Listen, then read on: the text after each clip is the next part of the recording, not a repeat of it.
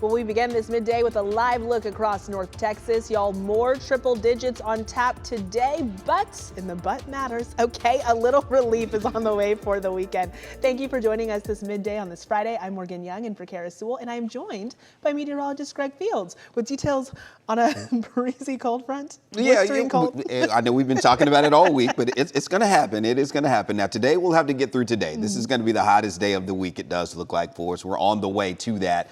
And then we'll get into the weekend, but we still have those heat alerts in effect across the area. There's the heat advisory for a large part of North Texas, including all of the Metroplex. And maybe you have some travel plans for today. We'll zoom out a little bit more. Traveling north of the Red River gets a little bit hotter. We do have the excessive heat warning heading up toward Oklahoma City there, out toward Wichita Falls. A little farther south, though, no heat alerts heading down toward Austin, San Antonio. Still going to be hot anywhere you go, but you see that heat advisory extending all the way into Arkansas and Louisiana today as well. So, yes, still very hot out there for us today. Those temperatures out there for you right now, getting out to DFW, already up to 91 here late this morning. That heat index approaching triple digits, 97. Sunny skies, so we are going to have that full sunshine again today as well. So, yes, it is quite warm out there already.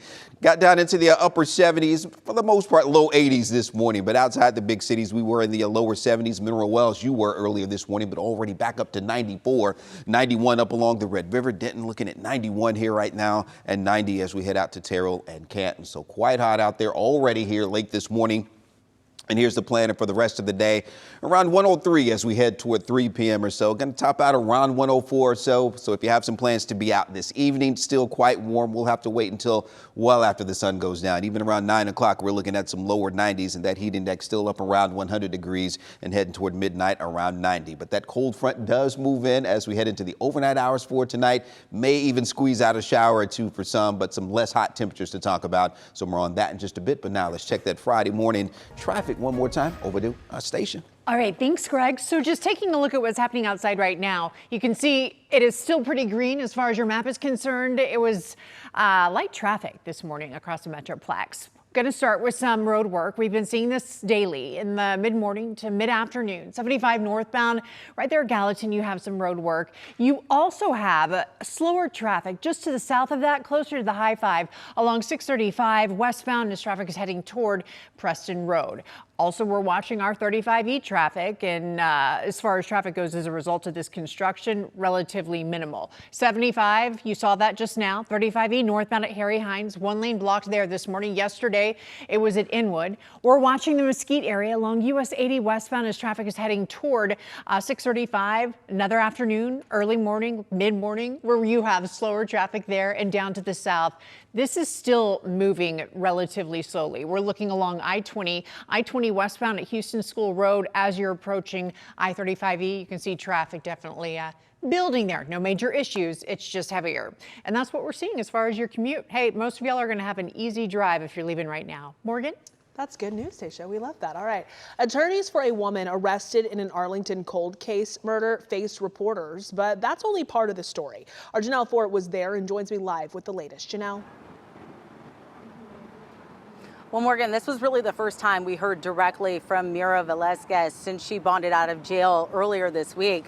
And it was very much so on her attorney's terms. So before we could even walk into that press conference, reporters from all of the outlets across DFW were required to sign a document saying that we wouldn't ask Velasquez or her family any questions before, during, or after that press conference today. So, of course, we asked why. Her attorney said that it was because of the, quote, rude questions that she was asked Wednesday when she was bonded out of jail. So, of course, there were no questions today. Velasquez read a brief statement professing her innocence. The rest of the press conference was mostly her attorneys poking holes in the evidence and urging the public not to rush to judgment, saying that there is still a lot about this case that hasn't been tested in court.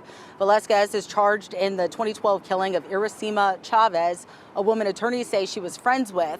Chavez was found stabbed more than 100 times inside of her Arlington apartment. Now, police say a single drop of blood found at the scene was eventually linked to Velasquez through forensic testing. Her defense is, again, already challenging that evidence. So right now, Velasquez is out on a $450,000 bond, and we are watching to see when her next hearing will be, and we'll stay on top of this case. I'll send it back to you in the studio, Morgan. Janelle, thank you. Another developing story this midday, another mugshot for Johnson County Sheriff Adam King. He turned himself in today on 2 new charges, tampering with evidence and retaliation. This indictment comes less than a month after his criminal trial ended in a mistrial. Jury selection for that new trial is set for November 9th.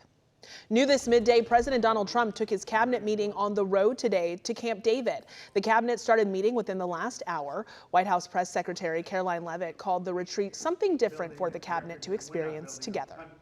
And this meeting comes hours after President Trump criticized Texas Senator John Cornyn on Truth Social for not backing his pick for Attorney General Todd Blanche. Republican senators, including Cornyn, are refusing to vote on Blanche unless they get written proof that a $1.8 billion fund is officially dead.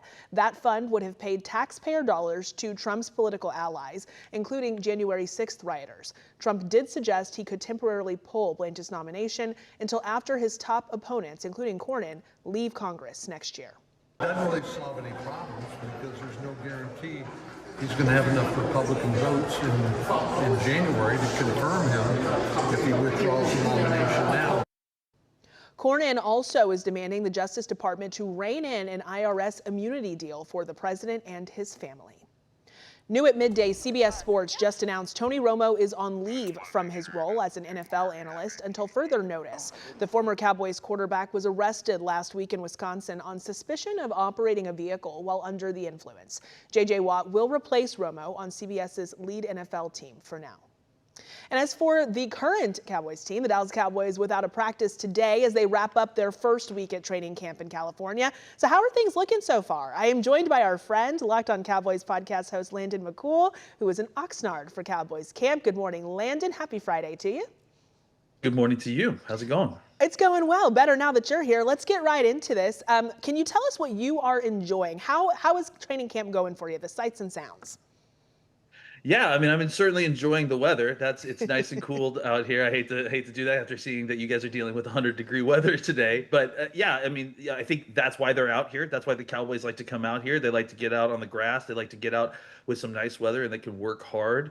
And I think we've seen that so far. They haven't had any padded practices yet. It's all been just basically with helmets, so it's kind of walk through situations. There have been some competitive periods, but nothing with any tackling yet. It's really just been setting the base up as they start to build for training camp.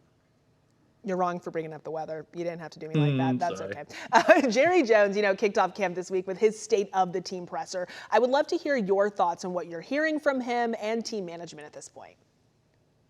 I mean, I think, after discussing it with, some other reporters that were there and some folks that I know that listen to it as well, it just feels like Jerry has started to take some of the alternative, let's call it alternative roster building methods to heart a little bit. And specifically, I would point to the Rams, right? The Rams have for consistently for the last few years done what they can to go all in this season. And I think, I hate to be morbid, but Jerry's getting older, right? And I think he sees that, he doesn't have all the time in the world. And I feel like he's maybe adjusted his stance on, instead of trying to be good forever and not, sell the future in order to be good right now. I think maybe he's changed his mind a little bit. And he talked about it, that he was willing to sell the future for right now. And that's not necessarily the kind of talk we've heard from the Joneses previous to this. And the kind of last thing I would point out is, it was pretty odd that we heard almost exclusively from Jerry and Brian Schottenheimer. We didn't hear very much from Stephen Jones, which I don't know if that means that Jerry's just like, hey, I'm putting my foot down. It's time for us to go all in, Stephen. Stop being a governor for me. I'm ready to go. All right, a bit of a shift there. Okay, so I want to ask about this too. A big change this season, obviously, the defense with new coordinator Christian Parker. What are you seeing from him, and how is he's remaking what was a dismal defense last season? Yeah, I mean, again, no pads, so we can't see tackling yet, but what we can see is kind of the structure of what this defense is going to look like. We're coming from a system in which especially the down linemen are being told to try to get upfield quickly, get into the backfield, and they'll deal with the run on their way to the pass, as they say. And in this new system, it's more like they get into the gap and they try to push their blockers into kind of building up a wall that the running backs can't get through. And hopefully the idea is that they can play a little bit more stout while playing with smaller personnel, because that's kind of the new meta of the NFL is try to play nickel defense, but make it look like base because of the way you play your personnel. And so we've seen them kind of lay the groundwork for that.